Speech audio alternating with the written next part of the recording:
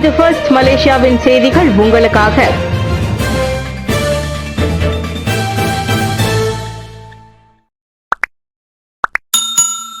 கிளானில் துப்பாக்கிச்சூடு தாக்குதல், ஒருவர் பலி. புக்கிட் திங்கி பகுதியில் உள்ள ஒரு பெட்ரோல் நிலையத்தில் நடத்தப்பட்ட துப்பாக்கிச்சூட்டு சம்பவத்தில் உள்நாட்டு ஒருவர் கொல்லப்பட்டார். இரவு மணி 11 அளவில் நிகழ்ந்த இச்சம்பவத்தில் சந்தேக நபர் ஒருவர் காரின் முன்பக்கத்தை நோக்கி பல துப்பாக்கிச் சூடுகளை நடத்தி முன்பக்கத்தில் அமர்ந்திருந்த 34 வயது பாதிக்கப்பட்டவரை தாக்கிய ஸ்லாங்கூர் போலீஸ் தலைவர் டத்தோ சஷலி சஹார் தெரிவித்தார். தெற்கு கிளான் பகுதியில் உள்ள ஒரு பெட்ரோல் நிலையத்தில் நடத்தப்பட்ட இந்த துப்பாக்கிச் சூட்டு சம்பவம் குறித்து பொதுமக்களிடம் இருந்து போலீசாருக்கு தகவல் கிடைத்ததாக அவர் நேற்று வெளியிட்ட ஒரு அறிக்கையில் குறிப்பிட்டார். இச்சம்பவம் தொடர்பில் தகவல்கள் தெரிந்த பொதுமக்கள் குற்றப்புலனாய்வு மூத்த அதிகாரி ASP அமீனுடன் மஹாடியை தொடர்பு கொள்ளலாம். இச்சம்பவம் குறித்து குற்றவியல் சட்டம் செக்ஷன் 302 கீழ் விசாரணை மேற்கொள்ளப்படுகிறது. ஆபாச வார்த்தைகளால் அவமரியாதை ஏற்படுத்தியதாக ரஷ்ய பெண் போலீஸ் புகார். சமூக ஊடகத்தில் பிரபலமான இருக்கும் ஆடவர் ஒருவர் டிக்டாக் செயலியில் ஆபாச வார்த்தைகளால் தமக்கு அவமரியாதையை ஏற்படுத்தியதாக ரஷ்யாவை சேர்ந்த பெண் ஒருவர் போலீசில் புகார் செய்துள்ளார்.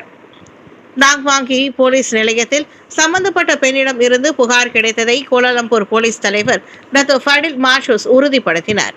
அச்சம்பவம் குறித்து குற்றவியல் சட்டம் செக்ஷன் 509 1998 ஆண்டு தொடர்பு மற்றும் பலூடக சட்டம் செக்ஷன் 233 கீழ் விசாரணை மேற்கொள்ளப்படுவதாக அவர் நேற்று வெளியிட்ட ஓர் அறிக்கையில் குறிப்பிட்டார். தமது பாதுகாப்பு குறித்து வருத்தம் தெரிவித்தவர்களின் அறிவுரையின்படி புகார் அளிக்கப்பட்டதாக சம்பந்தப்பட்ட அந்த பெண் த்ரெட்ஸ் பதிவில் குறிப்பிட்டிருந்ததை மேற்கோள் காட்டி ஊடகங்கள் வெள்ளிக்கிழமை செய்தி வெளியிட்டிருந்தன.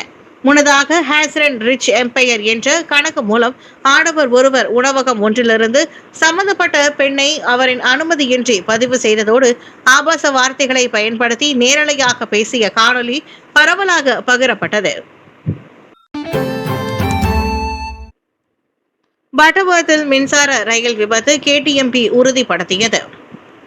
நேற்று பினாங்கு பட்டவர்த் நிலையத்தில் 6 பெட்டிகள் கொண்ட மின்சார ரயில் ஒன்று தண்டவாளத்தை விட்டு விலகி விபத்துக்குள்ளானதை கேரதாபி தானா மிலாயு நிறுவனம் KTMP உறுதிப்படுத்தியது.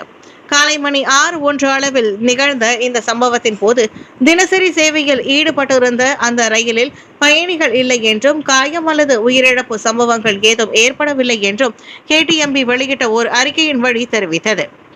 சம்பவம் நிகழ்ந்த உடனே KTMP-யின் தொழில்நுட்ப சம்பவ குழு இடத்திற்கு விரைந்தனர்.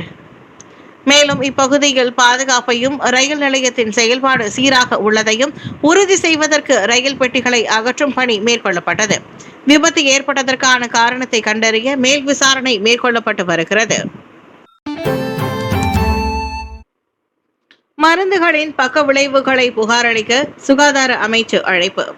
பொதுமக்களும் சுகாதார பணியாளர்களும் மருந்துகளின் பக்க விளைவுகளை புகாரளிப்பதில் குறிப்பாக நவம்பர் 3 - 9 வரைக்குமான மெட் சேஃப்டி வீக் 2025 வருடாந்திர பிரச்சாரத்தை முன்னிட்டு தீவிர பங்காற்றுமாறு சுகாதார அமைச்சு அழைப்பு விடுத்துள்ளது.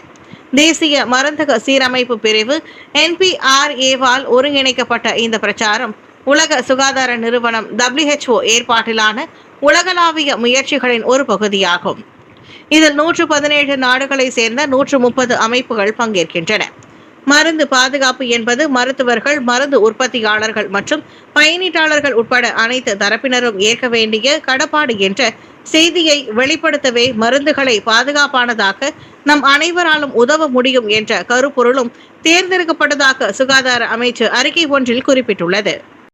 சந்தையில் உள்ள மருந்துகள் பாதுகாப்பானதாகவும் ஆற்றல் மிக்கதாகவும் இருப்பதை உறுதி செய்வதற்கும் மருந்துகளால் ஏற்படும் பக்க விளைவுகளை கண்டறிந்து புகார் அளிப்பதன் முக்கியத்துவம் குறித்து விழிப்புணர்வை ஏற்படுத்துவதற்கும் மருந்து பாதுகாப்பு கண்காணிப்பு மிகவும் முக்கியமானது. பிரதமரின் உரிமையை அமானா கட்சி மதிக்கிறது. அமைச்சரவையில் மாற்றம் ஏற்படலாம் என்ற ஆர்வங்கள் எழுந்துள்ள நிலையில் அதனை சீரமைக்கும் பொறுப்பை கொண்டுள்ள பிரதமர் டத்தோஸ்ரீ அன்வார் இப்ராஹிமின் உரிமையை அமானா கட்சி மதிப்பதாக அதன் தலைவர் டத்தோஸ்ரீ முகமது சாபு தெரிவித்துள்ளார். அமைச்சரவையில் மாற்றம் செய்யப்பட்டால் அதற்கு தமது கட்சியை சேர்ந்த நாடாளுமன்ற உறுப்பினர்களின் பெயர்களை பரிந்துரைக்க கட்சி விரும்பவில்லை என்று அவர் கூறினார். மாறாக இந்த விவகாரத்தில் முடிவெடுக்கும் உரிமையை பிரதமரிடம் ஒப்படைத்து விட்டதாக அவர் குறிப்பிட்டார். அந்த அமைச்சரவை பிரதமரின் உரிமை. இதை நாங்கள் சிறப்புரிமை என்று அழைக்கிறோம். அவர் அரசியல்வாதிகள், நிபுணர்கள் அல்லது கட்சிக்குள் அல்லது கட்சிக்கு வெளியே உள்ளவர்களை நியமிக்கலாம். அது பிரதமரின் முடிவு. அடுத்த தேர்தலை எதிர்கொள்ள நமது அணியை நாம் கவனித்து பலப்படுத்த வேண்டும் என்றார் அவர். மேலும் இது குறித்து பிரதமரிடம் இதுவரை எந்த ஒரு பேச்சுவார்த்தையும் மேற்கொள்ளப்படவில்லை என்று அவர் தெரிவித்தார். பினாங்கு LRT திட்டம் செபரங்பிறை வரை விரிவுபடுத்தப்படும். பினாங்கு மாநிலத்தின் வளர்ச்சி சமநிலையும் வேறுபாடுகளின்றி அனைத்து இன மக்களும் அனுபவிப்பதையும் உறுதி செய்வதற்காக அம்மாநில இலக்கு ரயில் LRT போக்குவரத்து திட்டத்தை செபரங்பிறை வரை மத்திய அரசு விரிவுபடுத்துகிறது. தானா பெசார் பாதையை இணைக்காமல் தீவின் பகுதிகளை மட்டுமே உள்ளடக்கிய அசல் திட்டத்தை ஆராய்ந்த பிறகு தாம் சுயமாகவே இம்முடிவை எடுப்பதாக பிரதமர் டாக்டர் ஸ்ரீ அன்வார் இப்ராஹிம் கூறினார். எதிர்கட்சியினர் ஏன் பினாங்கு LRTயின் விலை மிகவும் விலை உயர்ந்தது, ஏன் விலை அதிகரித்துள்ளது என்று கேட்டார். அதனால்தான் இந்த அரசியல் தலைவர்களும் அண்மைய நிலவரங்களை பின்பற்ற வேண்டும் என்று நான் கூறுகின்றேன். கிராமங்களுக்கு சென்று செலவு நிச்சயமற்றது என்று சொல்ல வேண்டாம். மாநில அரசாங்கம் இதனை என்னிடம் வழங்கிய போது LRT திட்டம் தீவில் மட்டுமே உள்ளது. மேலும் பினாங்கு வாசியாகவும் செபரங்பிறை வளர்ந்தவனாகவும் அந்த திட்டம் அங்கேயே தடைப்பட்டு விடுவதை நான் விரும்பவில்லை என்றார் அவர். முத்தியாரா லைன் LRT என்பது கிளான் பள்ளத்தாக்குக்கு வெளியே உள்ள முதல் LRT திட்டமாகும். இந்த பாதை 21 நிலையங்களுடன் 29.5 கிலோமீட்டர் பாதையின் கட்டுமானத்தை உள்ளடக்கியது மட்டுமின்றி பினாங்குக்கும் தானா பெசாருக்கும் இடையிலான இணைப்பை மேம்படுத்த வடிவமைக்கப்பட்டுள்ளது. இதன் வழி சாலை நெரிசலை குறைத்து அணுகலை மேம்படுத்த முடியும் என்று டாக்டர் ஸ்ரீ அன்வார் தெரிவித்தார். BDJST விரிவாக்க திட்டம் பயண நேரத்தை குறைக்கலாம். 300 கோடி ரிங்கிட் மதிப்பிலான ஜுரு டோல் சாவடி மற்றும் சுங்கைதுவா டோல் சாவடி BDJSTக்கு இடையிலான போக்குவரத்து விரிவாக்க திட்டம் வடக்கு தெற்கு நெடுஞ்சாலை மற்றும் அதன் சுற்று வட்டார பகுதிகளில் உச்ச நேரங்களில் மேற்கொள்ளப்படும் பயண நேரத்தை 1 மணி நேரத்திலிருந்து 20 நிமிடங்களாக குறைக்கும் என்று எதிர்பார்க்கப்படுகிறது. 30 விழுக்காடு பயணிகள் ஜுரு சுங்கைதுவா சாலையை நேரடியாக பயன்படுத்துவதால் இந்த திட்டம் போக்குவரத்து நெரிசலை குறைக்கும் என்று பொதுப்பணி அமைச்சர் டாக்டர் ஸ்ரீ அலெக்சாண்டர் நந்தாலிங்கி தெரிவித்தார். இந்த கட்டுமான பணிகள் முழுவதும் 48 மாதங்கள் வரை நீடிக்கும் நிலையில் 2030ஆம் ஆண்டின் மத்தியில் முழுமையாக கட்டி முடிக்க இலக்கிடப்பட்டுள்ளதாக அவர் கூறினார். இந்த பணிகள் முழுமையான போக்குவரத்து நிர்வகிப்பு திட்டம் செயல்படுத்தப்படும் என்று பொதுப்பணி அமைச்சு உறுதியளித்துள்ளது. இதன் வழி பயணிகளுக்கு ஏற்படும் இடையூறுகளை குறைக்க முடியும் என்று அவர் கூறினார். அரசாங்கத்திடம் இருந்து 60 விழுக்காடு மேம்பட்டு செலவையும் 40 விழுக்காடு நிறுவனத்தின் நிதியையும் உட்படுத்தி இந்த திட்டம் மேற்கொள்ளப்பட உள்ளது. G20 உச்சநிலை மாநாட்டை புறக்கணித்த அமெரிக்கா.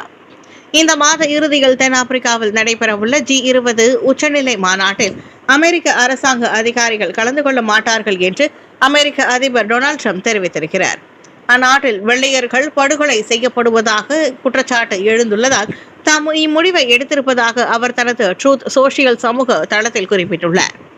அந்த உச்சநிலை மாநாட்டில் அமெரிக்க துணை அதிபர் JD வான்ஸ் தம்மை பிரதிநிதித்து கலந்து கொள்வார் என்று ட்ரம்ப் முன்னதாக கூறியிருந்தார். இந்நிலையில் தமது எண்ணத்தை மாற்றி அமெரிக்க அம்மாநாட்டை முற்றிலுமாக புறக்கணிக்கும் என்று அவர் விவரித்தார். அந்நாட்டில் மனித உரிமை மீறல் சம்பவங்கள் அதிகரிப்பதாக ட்ரம்ப் குற்றம் சாட்டியிருக்கிறார்.